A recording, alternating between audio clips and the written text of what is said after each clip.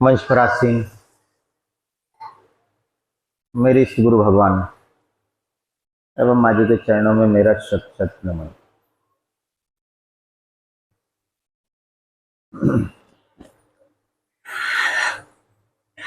देखिए,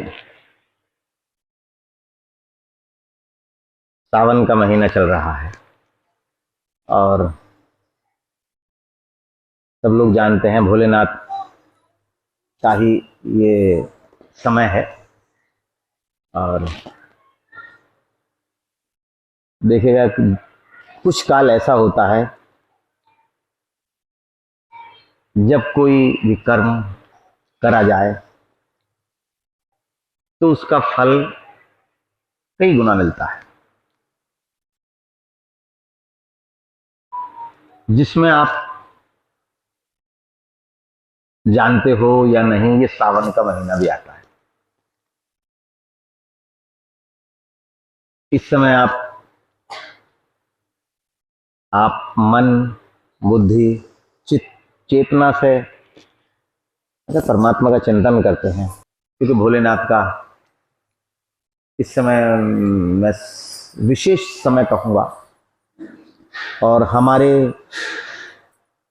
इस जन्म मरण के बीच के जो समय है, जिसको जीवन बोलते हैं, उस जीवन के काल में भोलेनाथ का विशेष सहयोग कहा जाए, योगदान कहा जाए, प्राथमिकता कही जाए,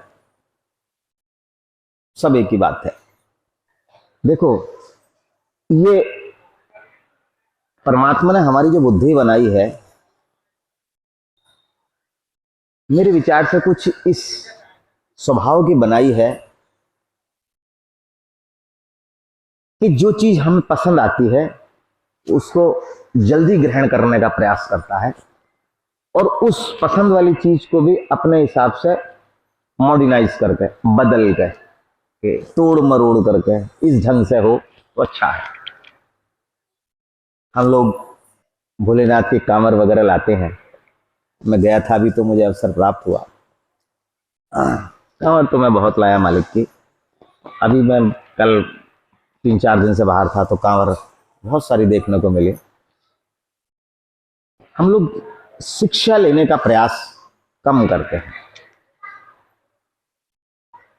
हम लोग अपने हिसाब से चेंज करते हैं कि भाई ऐसा करा है उन्होंने तो हम भी ऐसा करें। अब ये हमने अपने मन से, बुद्धि से बदलाव करा है। सब लोग अपना नशा व्यसन करके चल रहे हैं। भगवान भोलेनाथ ने ये मदिरा पान तो करा ही नहीं कभी। भगवान भोलेनाथ ने तो विष पिया था।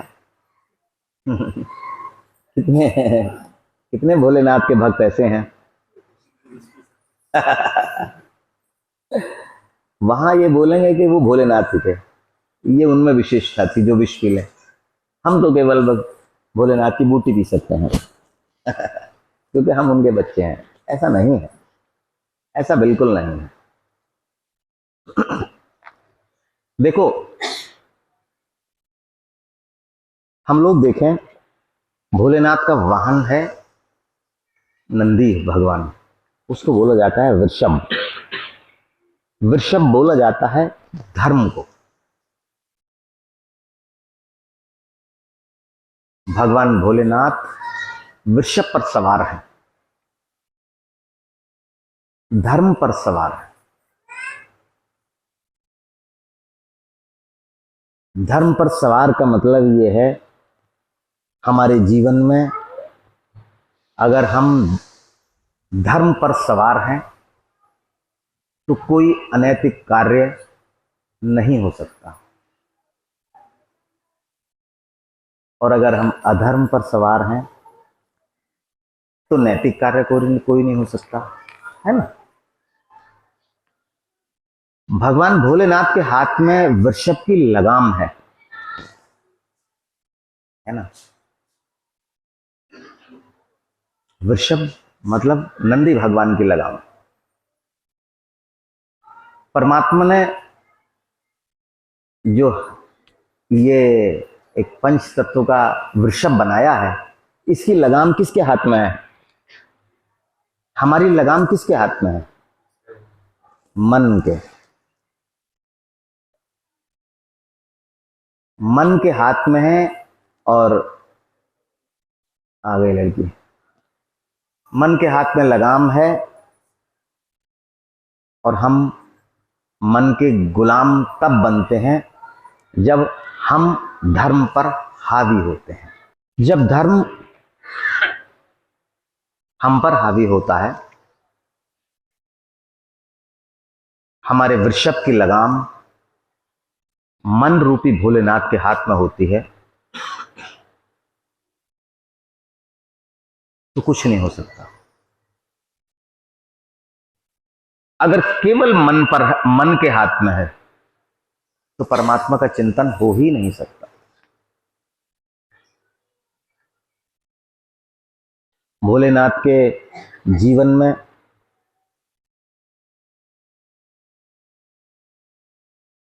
त्याग था, तप था, विषय भोग हमारे जीवन में है। अभी मैं आप सब लोगों से कहता हूं कि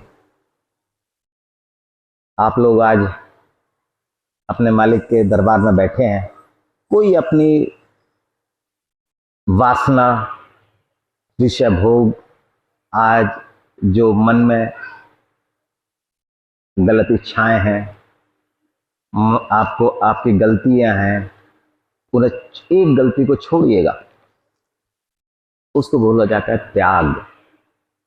आप त्याग करने का प्रयास करिएगा। पर कोई त्याग नहीं करता। विषय भोग, देखिए,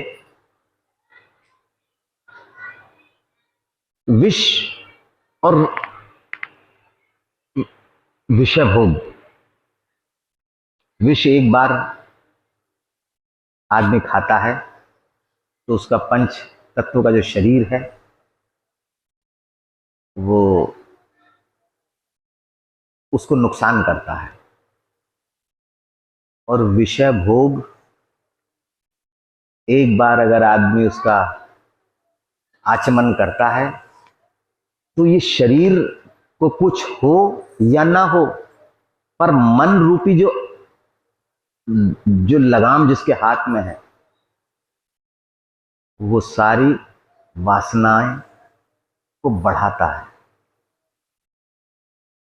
भोलेनाथ के साथ ये नहीं था, वो विषय भोग नहीं था। जिस तरह हम लोग अपना जीवन में जीने का प्रयास करते हैं, हम लोग जो एक दूसरे की नकल करने का प्रयास करते हैं, हम लोग प्रदर्शित क्या करना चाहते हैं? आप एक बात समझिएगा, सब आदमी अपने अपने मन पर हाथ रख के सोच लें, ये सभी पर अप्लाई होता है। आपने नई गाड़ी ली 20 लाख की, 50 लाख की, क्या चाहोगे? कि आप बैठो या ना बैठो, मगर उसकी तारीफ करने वाला कोई हो, या घर में लाकर खड़ी कर दोगे? आप बाहर निकालोगे, चाहे चलानी नहीं आती, धक्का दे के बाहर निकाल ली, कपड़ा लगाने खड़े हो गए। क्यों? चाहते क्या हो? अपनी इंपॉर्टेंस दिखाना। मकान बना लिया,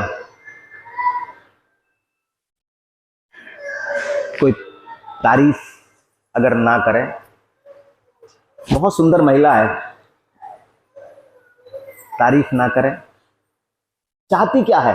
चाहते क्या हो? आप चाहते ये हैं अपना प्रदर्शन।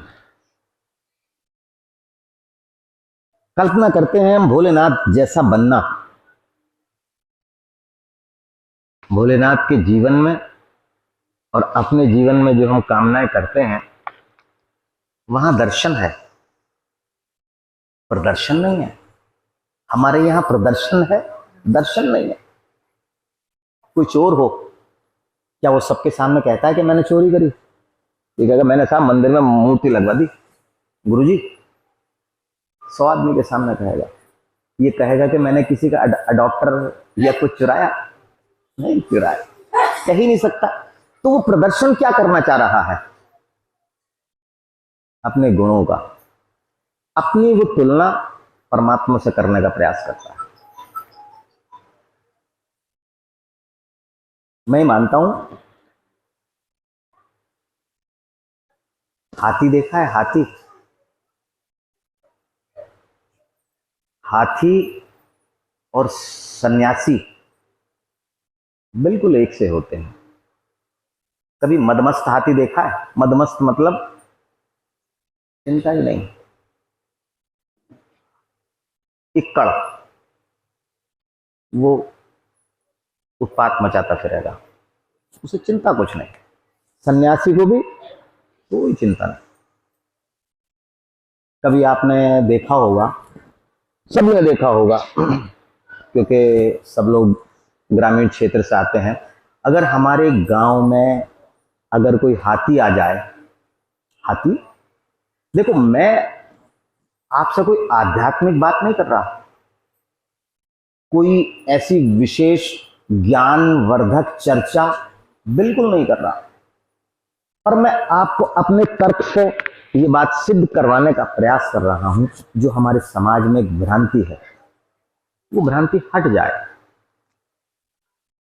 किसी गांव में कोई हाथी आ जाए, जो बूढ़े होंगे, चाहे पुरुष हो या महिला हो, अपने पोती पोतों को हाथ में लेके कहेंगे हाथ जोड़ो गणेश जी हैं, हाथ जोड़ो गणेश जी हैं, नमस्ते करो, नमस्ते करो। प्राय ऐसा होता होगा। आपके जो बूढ़ी महिलाएं हैं वो ऐसे करती हैं, देखा होगा। और एक बात और है,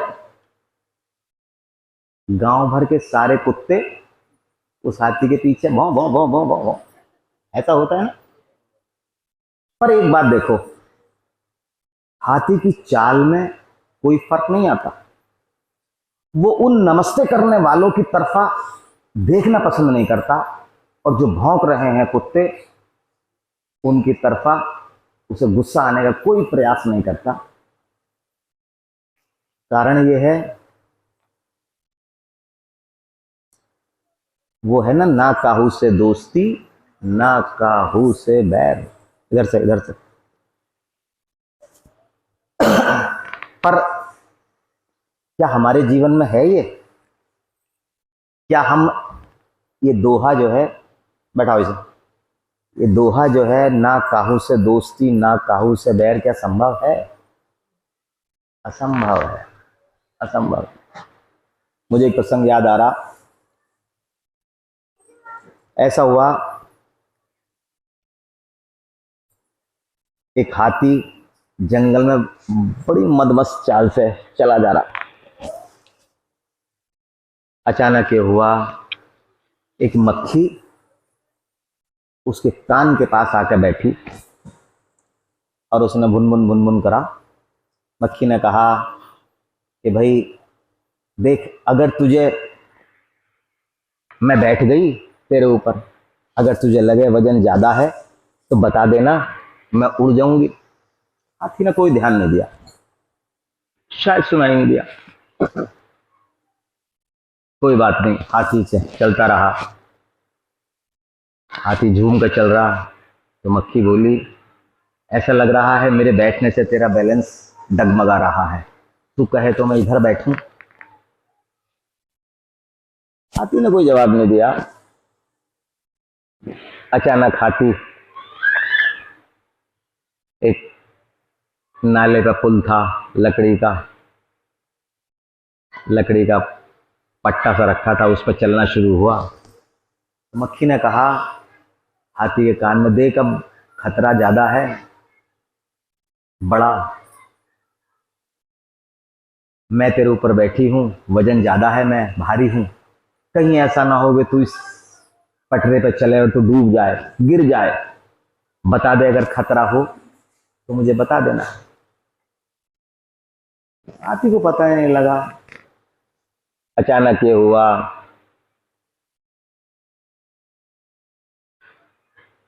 हाथी ने वो सब पार कर दिया। कुछ देर बाद मक्खी उड़ी। मक्खी ने हाथी के कान में कहा कि दोस्त, तेरी दोस्ती पसंद आई और हमारा साथ यहीं तक का था, और मैंने तुझे कष्ट तो दिया, तेरे ऊपर बैठ गई और तेरा वजन, मेरे वजन से तू डगमगाया भी बहुत ज़्यादा। मुझे लगा कि तुझे खतरा है, चल अब मैं जा रही हूँ। हाथी ने देखा कि तू कब आई और कब बैठी, कब तूने फड़फड़ाया, कब तूने मेरे कान में कुछ कहा, मुझे पता ही नहीं लगा, और कितनी देर का तेरा मेरा साथ था। अरे मुझे तो तेरे आने का न पता लगा, न बैठने का पता लगा, न करने का पता लगा, न तेरे जाने का पता लगा। वही हालत इस ब्रह्मांड में चींटी की और हाथी की, हमारी और ब्रह्मांड की है। शायद हम इस ब्रह्मांड में चींटी से भी छोटे हैं और ब्रह्मांड हाथी से भी बहुत बड़ा है। क्या इस ब्रह्मांड में हमारे आने जाने का कुछ किसी को फर्क पड़ता है? कुछ नहीं पड़ता। पर हम क्या सोचते हैं, क्या कहते हैं जी, हम उस मक्खी की तरीके से कान में भगवान के आ गया, आ गया, क्या करना है, आ गया। ये क्या है? परमात्मा कहता है कि तेरी तो मुझे, तू जितना तू अपने आप को समझ रहा है, मैं तो तेरे से, तू कब आया, कब मेरे मंदिर में घंटा बजाया, तेरी क्या कीमत है? तेरे जैसे हजारों की लाइन लगी हुई है, तू अपने आप को इंपॉर्टेंस दे रहा है। कुछ नहीं। मैं अभी मथुरा गया, वहां मुझे एक बहुत सुंदर एक वाक्या मेरे साथ हुआ। शायद वो सभी के साथ हो सकता है, पर देखो, सोचने सोचने का फर्क है। आपने मुझे गाली दी, मैंने सोचा कि शायद प्यार में गाली दी। मैं अपने बेटे को प्यार से उल्लू का पट्टा कहता हूं, वो भी खुश होता है। एक बार मैं गुस्से में कहूं, सोच सोच का फर्क है, मेरे कहने कहने का फर्क है। ऐसा हुआ कि मैं वहां, बेटी बेटी आए हुए थे, तो वो मुझे वहां ले गए वृंदावन। मैंने चलो, एक बद्दर आया, उसने मेरा चश्मा उतारा, ले गया। अब देखो, आप देखिएगा उसने क्या करा और हम क्या सोचते हैं। वहां उन्होंने बताया कि बंदर केवल 3 चीज छीनता है, चश्मा, मोबाइल और पर्स। और जब हम लोग फ्रूटी देते हैं, एक फ्रूटी पी ली, दोबारा दी, पी ली, तिबारा उसका मन करा दोबारा दे दी, तिबारा दे दी, चौबारा दे दी, जब उसका मन करेगा तब देगा। शायद वही अवस्था हमारी है। परमात्मा हमसे कह रहा है कि तुझे 3 चीज मेरे से दूर कर रही हैं। एक ये चश्मा, चश्मा से मतलब संसार जिसको तो देख रहा है, ज्यादा मत देख इसे, ज्यादा मुझे देख, तू इसके चक्कर में लग रहा है। और ये मोबाइल जिसने तुझे मुझसे दूर कर रखा। और तीसरा ये माया। हम इन तीनों को छोड़ना पसंद नहीं कर रहे हैं। उसके बाद हम उसे वो देते हैं फ्रूटी गिफ्ट के लिए, भाई दे दे, ले भाई दे दे, ले भाई दे दे।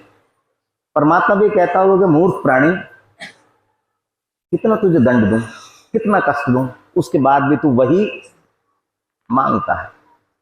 संसार ही मांग रहा है। मैं तुझे इंडिकेट कर रहा हूं कि तेरे मतलब की चीज नहीं है, और तू मैंने भी फ्रूटी दी, उसने मेरा ये चश्मा यहां से चाप दिया, मैंने कोई बात नहीं तू दे दे। तो ये क्या है? परमात्मा कह रहा है कि तू इस भवसागर में जो फंसा हुआ है, तूने जो डबल नेत्र लगा लिए ये, इससे तू मुझे देखने की बजाय संसार देखने का प्रयास कर रहा है। परमात्मा के चिंतन की बजाय अपना चिंतन कर रहा है। छोड़ इसे, ज्यादा समय नहीं है। यही बात हम लोग, अब हम लोग जैसे गिफ्ट देते हैं ना भगवान को, बच्चा अपने बाप से कुछ आंतरिक अपने मन की बात कहता है। जब वो ज्यादा दुविधा में होता है, परेशानी में होता है, तब वो अपने मन की बात कहता है कि पापा मैं ये चाह रहा हूं, ये काम मेरा होगा तब मैं आपका काम ये करूंगा। जैसे साधारण सी बात है, हम लोग मंदिर में भोलेनाथ के दरबार में, माँ के दरबार में, बालाजी के दरबार में जाते हैं, हम लोग कहते हैं पहले ये काम करवाओ तब बात होगी आगे। मालिक ये कहता है चल तू सौदेबाजी कर रहा है, तेरी इच्छा पूरी करूंगा। पर इच्छा पूरी करने का मतलब ये नहीं है कि तू सब कुछ याद रख मेरे सिवा। ऐसा नहीं होना चाहिए, ऐसा बिल्कुल नहीं होना चाहिए। पर मैं देखता हूं ऐसा ही है, ऐसा ही है। देखो अभी मैंने कहा था संत में और हाथी में लगभग एक सा ही स्वरूप है। एक बार ऐसा हुआ, ये बात हम पर भी अप्लाई है, सब लोग अपने जीवन में उतार कर देख सकते हैं। एक बार ऐसा हुआ, संत कबीर के पास एक आदमी आया, उसने कहा बाबा लोग तुम्हें मानते हैं कि तुम सन्यासी हो, परमात्मा का चिंतन ज्यादा करते हो, परमात्मा तुम्हारे समीप है। सारे दिन मैं देखता हूं तुम कपड़ा कपड़ा बुनते हो, कभी परमात्मा का चिंतन करते तो देखा नहीं, और तुम दो काम एक साथ कर नहीं सकते। संत कबीर बोले कि भाई तेरी बात सही है, चल मैं तेरी बात का जवाब बाहर निकल बाहर दूंगा। अपनी कुटिया से बाहर आए, सामने देखा एक महिला सिर पर घड़ा रख रखा और बड़ी मस्त मूड में कुछ गाती हुई, हाथ पैर नचाती हुई, पानी सिर पर रख रखा घड़े में और अपना आ रही। संत ने उससे कहा कि भाई ये जो महिला है, तू देख रहा है कितनी मस्त होने के बाद अपना भजन गा रही है या गाना गा रही है, हाथ पैर नचा रही है, और घड़ा इसने पकड़ भी नहीं रखा, और ये जो गा रही है वो भूल भी नहीं रही, और पैदल पैदल चली आ रही है नाचती हुई। तो क्या इसे घड़े में पानी है इसे याद नहीं है?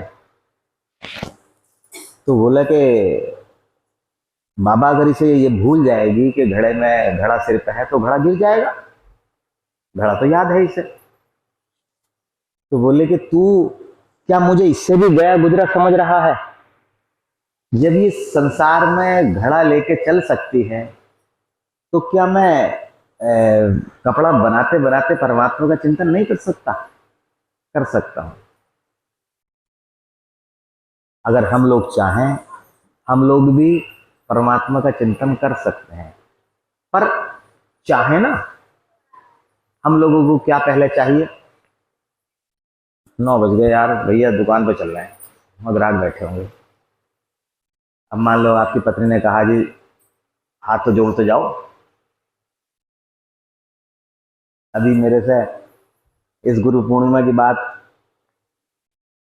एक भक्त, देखो मैं नाम किसी का नहीं लेता, एक भक्त मुझसे बोला गुरुजी अपना फोटो दे दो। मैंने यार भाई मैं तो इस काबिल नहीं हूं जो मेरे फोटो बटे, मैंने मालिक का ले जा। क्या बात है, कोई तेरे घर में पूजा के लिए नहीं है या श्रद्धा ज्यादा उमड़ रही है, क्या बात है? बोले जी दुकान में लगाना।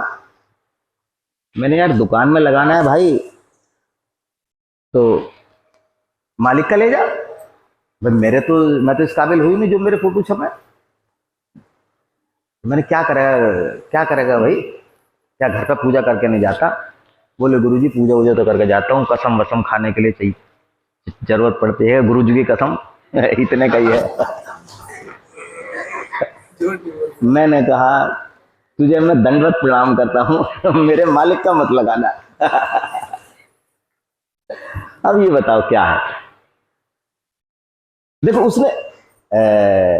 उसने अपने दिल की बात मेरे से कह दी कि मुझे कसम खाने के लिए चाहिए कि झूठ सच बोलना पड़ता है व्यापार में, तो मैं गुरुजी आपकी कसम खा लूंगा। मैंने कहा यार तुम मेरी खा ले मेरे मालिक की मत खाना। ये क्या है? ये हमारी मूर्खता है। हमारा परमात्मा के चिंतन से भागना है। और एक बात बताओ, हम सबसे चोरी कर सकते हैं क्या मालिक से कर सकते हैं? नहीं कर सकते। देखो मैं फिर वही कह रहा हूं, जैसी आपकी श्रद्धा रहेगी। अभी शायद पिछले बृहस्पति की बात है या गुरु पूर्णिमा की बात है, एक बच्चा मेरे पास आया, उसकी कुछ समस्या थी, शायद वो दोबारा मेरे पास आया था। उसने मुझसे कहा गुरुजी मैं आपको गुरु बनाना चाह रहा हूं, बस आप मेरा हाथ पकड़ लो और ये मेरी समस्या है। मैंने यार ठीक है भाई, ये तेरे भाव है, जिस भाव से तू मुझे सोचेगा मैं तुझे वैसे ही दिखाई देना शुरू हो जाऊंगा। तेरी समस्या है, ठीक है। कुछ उसके भाव ऐसे थे कि अगर ये काम होगा तो मैं आऊंगा, वरना तुम्हारी मेरी बाय बाय। देखो यकीन मानो, जिस तरह किसी समस्या में आप अगर फंसे हुए होंगे तो आपको निकलने की सबसे ज्यादा जल्दी रहती है, परमात्मा को भी जब फंस जाता है तो उसे भी अपने बच्चे को बचाने के लिए, अपनी लाज बचाने के लिए, अपना नाम बचाने के लिए आपको याद होगा गीता में भगवान कृष्ण ने हथियार उठा लिए थे और ये शपथ ली थी कि मैं हथियार नहीं उठाऊंगा। किस लिए? अपने बच्चे की आन बान शान बचाने के लिए। ऐसी मेरे मालिक ने अपनी आन बान शान बचाई, मैंने नहीं, मालिक ने। जिस भाव से वो बेचारा आया था, जिस काम की उसने जिज्ञासा करी थी, परमात्मा जिम्मेदार है, काम हो गया। अभी आपके मांगने का नजरिया है, तरीका है। देखो एक कुशल भिखारी की पहचान पता है क्या है? भिखारी, बेगर, भीख मांगता है, वो अपने सामने वाले को विवश कर दे, देना ही पड़ेगा, देना ही पड़ेगा। तो आदमी कहता है यार अच्छा भिखारी पीछे पड़ गया यार, तू लेके कम से कम जा, तू पीछा काट। उसी भाव से अगर हम परमात्मा से मांगे, किसी मांगने की बात छोड़ो, जिस समय उस भाव से आप अगर मालिक के सम्मुख हो गए तो मांगने की तो बात ही खत्म हो गई। मांगने का तो वो कैडर ही खत्म हो गया, मांगने का दर्जा खत्म, फिर देने का दर्जा शुरू। तो मेरा तो आप सब लोगों से यही कहना है, विनम्र निवेदन है, आदेश है, देखिए परमात्मा का चिंतन अवश्य अवश्य करिएगा समय निकाल कर। हाँ, आपका कोई काम ना हो उसका जिम्मेदार मैं। देखो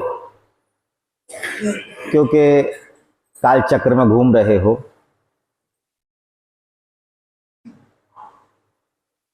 परमात्मा आपको जो बहुत ज्यादा शिकंजे में कस रहा है, वो मालिक की कृपा से उस शिकंजे से उतना नहीं कसे जाने के जितना परमात्मा कसना चाह रहा है। पर आपको परमात्मा के सम्मुख होना पड़ेगा, अपने इष्ट के सम्मुख होना पड़ेगा।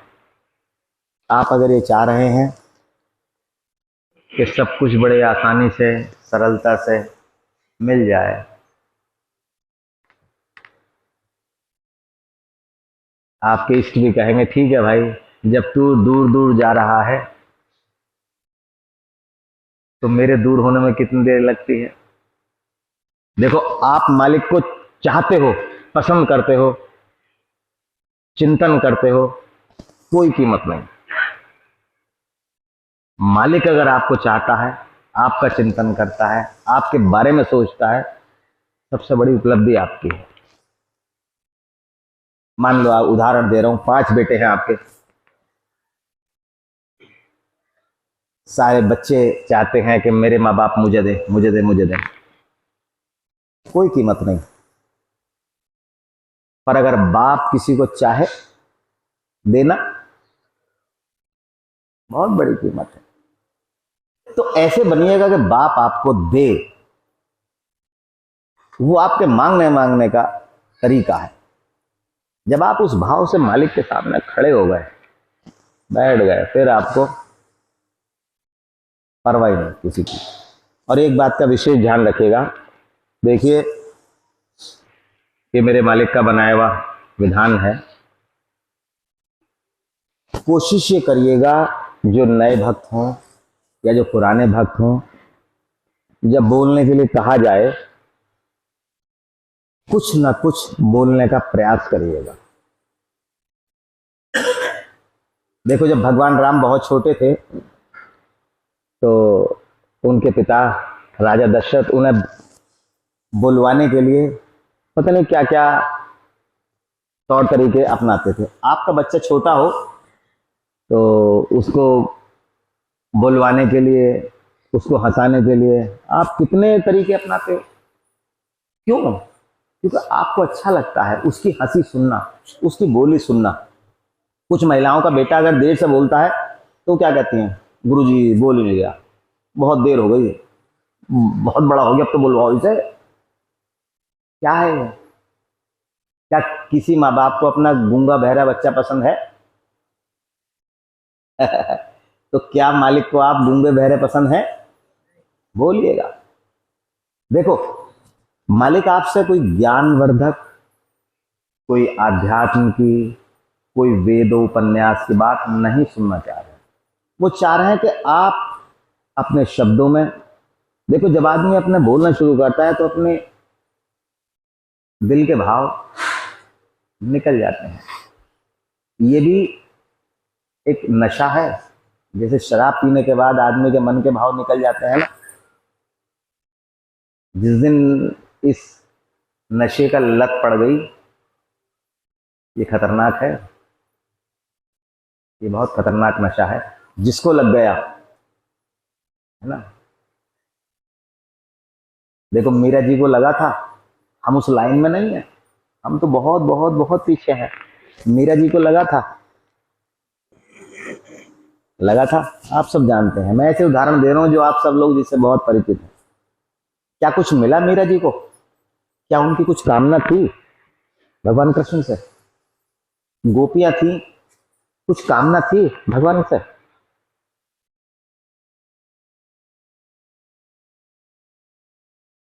वही है कि परमात्मा से कामना रहित प्रयास करिएगा, कामना रहित मांगिएगा, फिर किसी चीज की आवश्यकता ही नहीं पड़ेगी, है ना।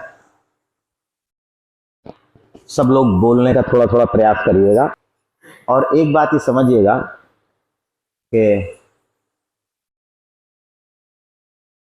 भगवान या गुरु मेरे विचार से कभी समदर्शी नहीं होता।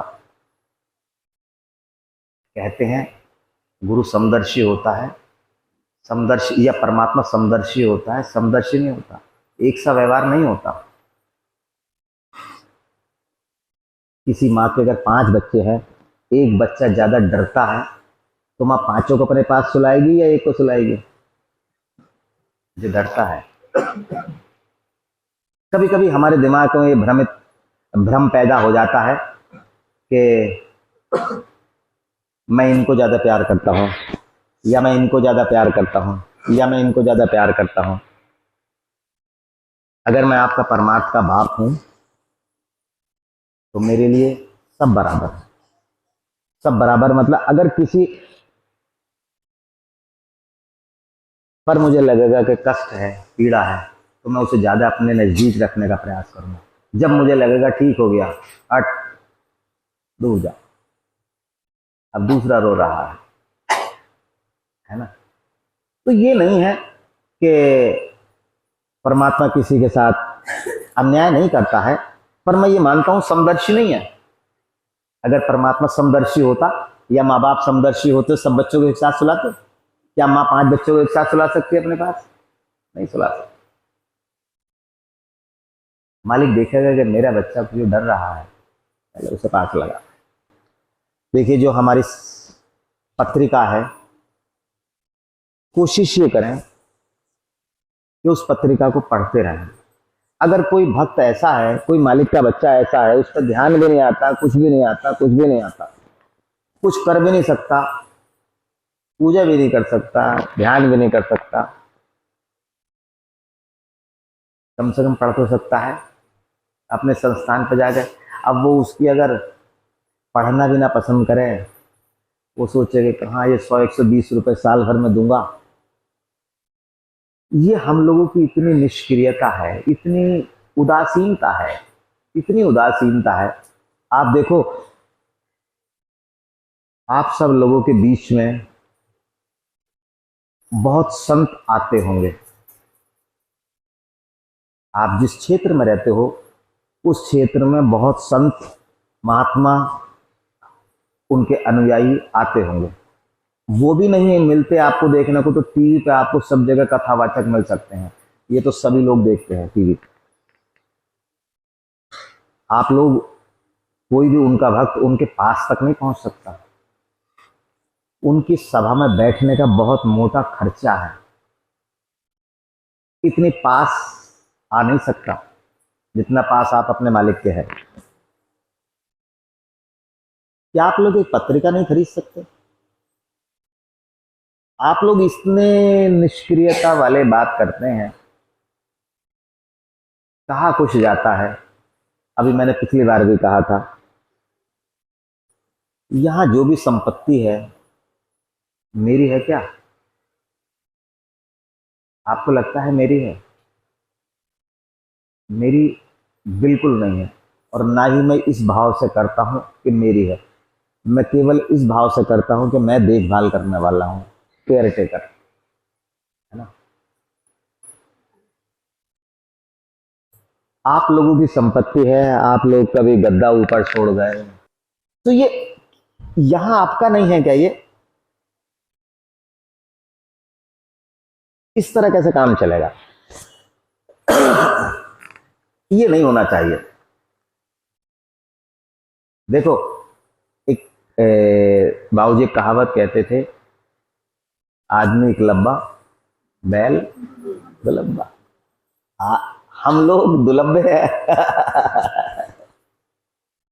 ये नहीं होना चाहिए। देखो, मैं जिसके मन पर आघात कर रहा हूं वो समझ रहे हैं, है ना। ऐसा नहीं, देखो ऐसा नहीं है कि मेरा बोलना सभी के लिए है। जो लोग हैं मूर्ख प्राणी, मैं ये चाहता हूं कि आप ही का है, और वास्तव में आपके पैसे से ही बना हुआ है। मेरा पैसा नहीं लगता, पैसा आप लोगों का ही है, आप लोगों की सेवा के लिए है, आप लोगों के अच्छे लिए, जिससे कि आप सुबह के नंबर में परमात्मा का चिंतन कर सको। अब जाड़े शुरू हो जाएंगे, आपको लिहाफ दिया जाएगा कि आप लिहाफ बैठ के चिंतन कर लो।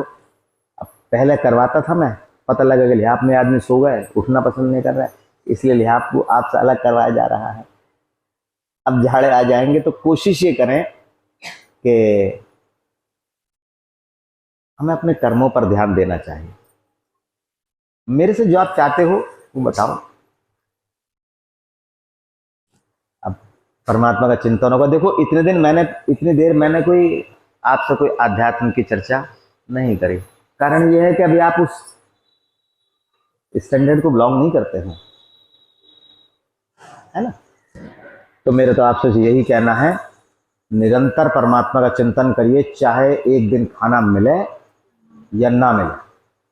और आप देखिएगा आपके जीवन में वो महत्वपूर्ण अनुभूति होंगी आपको, इतनी महत्वपूर्ण अनुभूति होंगी आपको कि आप कहोगे कि ऐसा तो जीवन की तो हमने कल्पना भी नहीं करी। बहुत सुंदर। कुछ भक्त नए हैं, मेरा उनसे कहना है, मैं केवल आपको जो मेरे मालिक पूजा की विधि बता गए हैं वो बताता हूं। आप ये समझिएगा कि बहुत धीरे से आंख बंद करिएगा, ना आंखें बहुत तेज भींचनी है ना ढीली छोड़नी है। केवल आंख का जो ये है शटर बंद कर दो बस, और बिल्कुल आराम की मुद्रा में बैठना है। जो लोग पूजा ध्यान करते हैं उन लोगों को वो आसन सिद्ध हो जाता है, ठीक, उनको परेशानी का एहसास कम होता है। और अगर किसी को पीड़ा है सामने बेंच पर बैठ सकता है, ये जरूरी नहीं है कि यहां बैठना है। मालिक के दरबार में आसन बहुत कम लोगों को नसीब है, तो इसलिए सब जगह कुर्सी का ही लफड़ा है। हम कुर्सी देते हैं आपको, कुर्सी पर बैठिएगा, हम तो कोई फर्क नहीं बैठता। तो आप बिल्कुल ये समझिएगा कि जो आपके गुरु भगवान हो, जिसको आपने अपना इष्ट माना हो, समझ लो वो आपके सामने बैठा है। बस कोशिश ये होनी चाहिए कि वो सशरीर होना चाहिए। अगर कहीं रास्ते में आप अगर भटक जाओ तो कम से कम वो आपको गाइड करने वाला हो, आपका हाथ पकड़ने वाला हो, क्योंकि रास्ता बड़ा ऊबड़ खाबड़ है, बहुत डरावना है। कहीं कहीं आपको डर लगने लगेगा, भय लगने लगेगा। उस अवस्था में आपको आपके इष्ट की जरूरत पड़ेगी। आप ये समझिएगा कि आपके इष्ट आपके सामने बैठे हैं और आप बिल्कुल आराम की मुद्रा में हैं, चाहे वो पीठ लगा के हो दीवार से, चाहे वो स्ट्रेट पीठ करके हो, चाहे वो झुका के पीठ हो। जिस अवस्था में आप बैठ सकते हो उस अवस्था में बैठिए और भाई समझिएगा कि आपके इष्ट आपके सामने बैठे हैं, तीसरा कोई नहीं है, आप और आपके मालिक। बस पहले उनको महसूस करते रहिएगा। कुछ देर बाद आपको ऐसा लगने लगेगा कि आपके इसमें से एक प्रकाश आ रहा है, वो आपके हृदय क्षेत्र में जा रहा है। इतना तेज इतना धीमा प्रकाश है कि आप भी उस प्रकाश में बिल्कुल मिल गए। जब धुआं होता है बादलों में, आदमी दोनों मिल गए। वो आपके हृदय क्षेत्र में जा रहा है, आपको केवल वो देखना है। पहली स्टेप में ये करना है और दूसरी स्टेप में करना है हमारे भीतर। आप जब अंदर मन के देखना प्रयास करोगे तो आपको लगेगा कि अंदर से भीतर से कुछ आवाज आ रही है। वो आवाज अगर आप सुनने का प्रयास करेंगे तो आवाज सुनिएगा और मन आपका भाग जाएगा सांसारिक काम में। फिर आप पकड़ कर लाइएगा मन को, फिर भाग जाएगा, फिर लाइएगा, फिर भाग जाएगा, फिर पकड़ कर लाइएगा। यही अभ्यास करते रहने के बाद आपको मन भागना कम हो जाएगा। और देखिए जब किसी का ध्यान लग जाएगा तो एक सबसे बढ़िया पहचान है, ना उसको थकान होगी ध्यान के बाद, ना उसको ये लगेगा कि कितनी देर बैठ लिया, ना उसके पैरों में दर्द लगेगा। ऐसा लगेगा जैसे सो के उठते हैं आदमी, बिल्कुल तरोताजा, बिल्कुल ऐसा लगने लगेगा। और अगर यही अभ्यास आपको निरंतर होने लगा तो आप यकीन मानिए आप आंख खोलकर भी ध्यान कर सकते हैं। जैसे ये बात मेरी अटपटी लग रही होगी, मगर उदाहरण ये है कि कोई बच्चा अगर क्लास में बैठा है और टीचर पढ़ा रहा है और दिमाग निगाह उसकी ब्लैक बोर्ड पर भी है,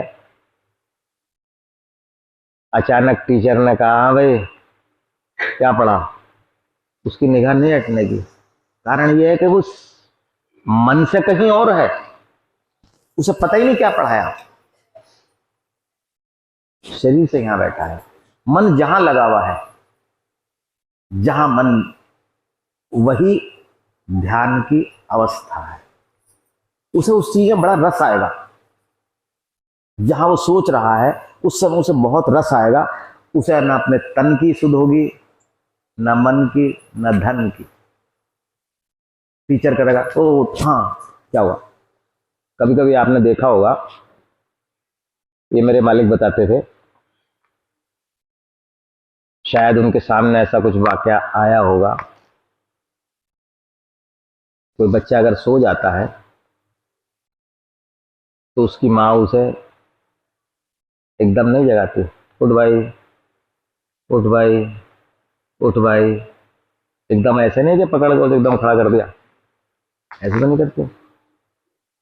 कारण उसका यह है कि कभी कभी हमारा मन, हमारे प्राण तत्व इस शरीर में से निकल के जो उसको बहुत मधुर चीज लगती है, जहां उसकी आसक्ति ज्यादा है, वहां पहुंच जाता है। और अचानक उठाने से होता यह है कि प्राण तत्व बाहर हो जाते हैं आत्मा शरीर से और निर्जीव शरीर हो जाता है। कभी आपने ऐसे देखा नहीं होगा? इस तरह वो क्यों? क्योंकि मान लो अगर उसकी कहीं अगर आसक्ति लगी हुई है, धीरे धीरे धीरे धीरे धीरे धीरे, कभी आपने देखा नहीं होना कि जो है टीचर अगर ऐसी बात हो तो कमर पे वो मारते डंडा, हाँ भाई कहाँ है, कहाँ खोया हुआ है, दिमाग कहाँ है तेरा, है ना। कारण क्या है? वो भी जानता है इसका शरीर यहाँ है, मन कहीं और है ना। जो लोग बाइक वगैरह चलाते हैं, कार चलाते हैं, जब नींद आती है कार बाइक चलाते हुए तो आंखें खुली रहती हैं, सारे अंग शरीर के काम करते रहते हैं, क्लच भी दबेगा, एक्सीलेटर भी होगा, स्टीयरिंग भी होगा, पर दिखाई देना बंद हो जाएगा। वही अवस्था ध्यान की होती है। तो ये बढ़िया है या गड़बड़ है? गड़बड़ है। ऐसे ही जब आप ध्यान की अवस्था में जाएंगे तो आपको बहुत सारे स्टेप्स आएंगे, है ना। प्रयास करिएगा, प्रयास करिएगा। जो चीज आपको पैसे देने के बाद वो लोग ध्यान में सिखाते हैं, एक्चुअली मैं भी एक देख रहा था, मेरे पास एक मैसेज आया, क्योंकि मैं मेरे डीपी पे फोटो वोटो लगे हुए हैं, आप लोग डालते हो, मेरे पास किसी का फोन आया कि आप ध्यान कराते हैं। मैंने हाँ। बोले हमारा भी करवा दो। मैंने ध्यान ऐसा नहीं है कि मैं फूल तोड़कर तुझे दे दूं। मैंने कहा भाई मेरे, मैं कुछ नहीं जानता, बस ये है कि मेरे टीचर ने जहाँ तक मुझे पढ़ाया है उतना ज्ञान मैं आपको दे सकता हूँ, अगर वो पर वो दूंगा तभी दिया जा सकता है कि जब आप शिष्य बन का आए, बालक बन का आए अध्यापक के सामने। ये इस तरह की चीज ही नहीं है। ये धन दौलत नहीं है कि मैंने निकाल के एटीएम कर दिया तेरे पास, अब तूने मुझे पेटीएम कर दिया। ये चीज है वो है ही नहीं। ये तो बड़ी, आप लोग बड़े भाग्यशाली हैं जो यहां बैठे हैं। सुबह कितना मौसम खराब था? हाँ, ये मेरे से बोले राजेश्वरी बहन जी, गुरुजी आज कैसा होगा? मैंने कहा बोले बारिश हो रही, आज बृहस्पति है। मैंने कोई बात नहीं, चिंता मत करो, जब वो हलवाई आया, मैंने भाई कम से कम 100 आदमी का बनाओ। तो सब कह रहे 100 आदमी का, आदमी केवल 3 आए हुए हैं, 2 ये राजेश्वरी, चित्रा, बस, अरे एक ही महिला। मैंने कम से कम 100 का बनाओ। क्या लग रहा था कि इतना मौसम साफ होगा? देखो, आप जब परमात्मा की तरफ चलने का प्रयास करोगे तो आपको सारे रास्ते सुलभ होते चले जाएंगे। आपके आज भी कुछ ऐसे हैं जो आना चाह रहे थे पर नहीं आ सके, उनके मन के भाव ऐसे नहीं थे। आपके मन के भाव ऐसे थे, आपने मुझसे कहा परेशान हो रहा हूं, गाड़ी नहीं मिल रही, मैंने आओ। परमात्मा ने कहा लो मेरे बच्चों को गाड़ी नहीं मिल रही, लो गाड़ी नहीं भेज दी। ये क्या हुआ? आपके भाव। मेरे तो यही चिंतन है, आपसे यही कहना है, चिंतन करिएगा और मजा रहेगा। ओम श्री गुरुवे नमः।